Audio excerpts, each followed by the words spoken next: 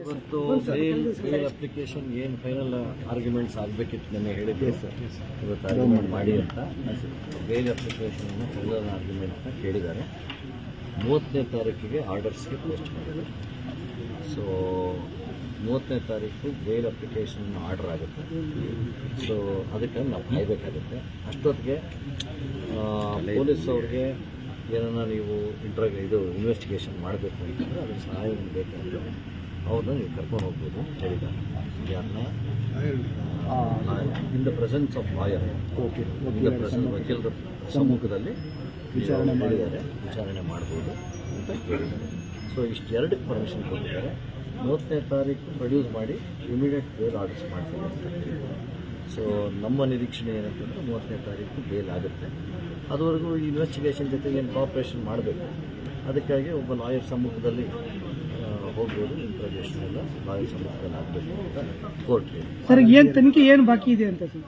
ತನಿಖೆ ಬಾಕಿ ಇರೋದು ಅವ್ರು ಹೇಳ್ತಾ ಇರೋದು ಈ ಮೊಬೈಲ್ ಫೋನ್ ಒಂದು ಬೇಕು ಅಂತ. ಸೊ ಆ ಮೊಬೈಲ್ ಫೋನ್ ಬೇಕು, ಅದರಿಂದ ಚಿಕ್ಕಮಂಗ್ಳೂರಲ್ಲಿ ಒಂದು ಹೊಸ ಮೊಬೈಲ್ ತಗೋಬೇಕು, ಇದರಿಂದ ತಗೊಂಡ್ಬೇಕು ಅಂತ ಹೇಳ್ತೀನಿ. ಸೊ ಅದಕ್ಕಾಗಿ ಪರ್ಮಿಷನ್ ಕೊಟ್ಟಿದ್ದಾರೆ ಚಿಕ್ಕಮಂಗ್ಳೂರ ಮಂಗಳೂರಲ್ಲಿ. ಸರ್ ಈ ಮಧ್ಯದಲ್ಲಿ ಹೈಕೋರ್ಟಲ್ಲಿ ಬೇಲ್ಗೆ ಹಾಕೋಬಹುದು ಇನ್ನೂ ಆಕ್ಷೇಪಣೆ ಸಲ್ಲಿಸಿಲ್ಲ ಅಂತ ಎಲ್ಲ ಆಯ್ತಲ್ಲ, ಬೇಲ್ ಆರ್ಡರ್ಸ್ಗೆ ಕೊಟ್ಬಿಟ್ರಲ್ಲ ಪೊಲೀಸ್ ಕಸ್ಟಡಿಗೆ ಮಾತ್ರ. ಅದನ್ನ ಕೋರ್ಟ್ ಆರ್ಡರ್ಸ್ ಬೇಲ್ಗೆ ಆರ್ಡರ್ಸ್ಗೆ ಹಾಕಿಬಿಟ್ಟಿದೆ. ಇನ್ನೇನು ಆಕ್ಷೇಪಣೆ ಸಲ್ಲಿಸಿದೆ, ಅವ್ರು ಆರ್ಡರ್ಸ್ಗೆ ಕೊಟ್ಟಿದ್ದಾರೆ.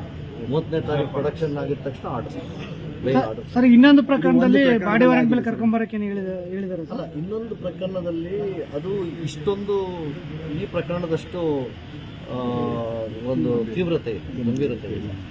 ಸೊ ಹಾಗಾಗಿ ಅದರಲ್ಲಿ ಒಂದೇ ಒಂದು ನಾನ್ ಬೇಲಬಲ್ ಇದೆ. ಇಷ್ಟು ತೀವ್ರತೆ ಇಲ್ವಲ್ಲ ನೋಡಿ, ಅದರಲ್ಲೂ ನೀವು ಪ್ರೊಡ್ಯೂಸ್ ಮಾಡಿಬಿಡಿ ಆವತ್ತೆ ಅಂತ ಹೇಳಿದ್ದಾರೆ. ಅದನ್ನು ಹೇಳೋದು ಪೊಲೀಸರು, ಇಷ್ಟು ತೀವ್ರತೆ ಇಲ್ಲ, ಈ ಅಫೆನ್ಸಲ್ಲಿರೋ ತೀವ್ರತೆ ಇಲ್ಲ, ಅದರಲ್ಲೂ ಪ್ರೊಡ್ಯೂಸ್ ಮಾಡಿ ಅಂತ ಹೇಳಿದ್ದಾರೆ. ಸೊ ಅದು ಪ್ರೊಡ್ಯೂಸ್ ಮಾಡಿದ್ರೆ ಅಕಾರ್ಡಿಂಗ್ಲಿ ಏನು ಆರ್ಡರ್ಸ್ ಮಾಡಬೇಕು ಮಾಡ್ತೀವಿ ಅಂತ ಹೇಳಿದ್ದಾರೆ. ನಮ್ಮ ಅಂದಾಜಿಗೆ ಇದು 30ರ ಮೇಲೆ ಇದು ಇನ್ನು ಫರ್ದರ್ ಇವರ ಅರೆಸ್ಟ್ ಕಂಟಿನ್ಯೂ ಆಗೋದು ಡೌಟ್ ಇದೆ. ಯಾಕೆಂತಂದರೆ ಕೋರ್ಟ್ ಆರ್ಡರ್ಸ್ ಪೋಸ್ಟ್ ಮಾಡಿದೆ, ಆವತ್ತಿನಿಂದ ಇವ್ರನ್ನ ಬೇಲಿಗೆ ಬಿಡ್ಬೋದು ಅನ್ನೋದು ನಮ್ಮ ಒಂದು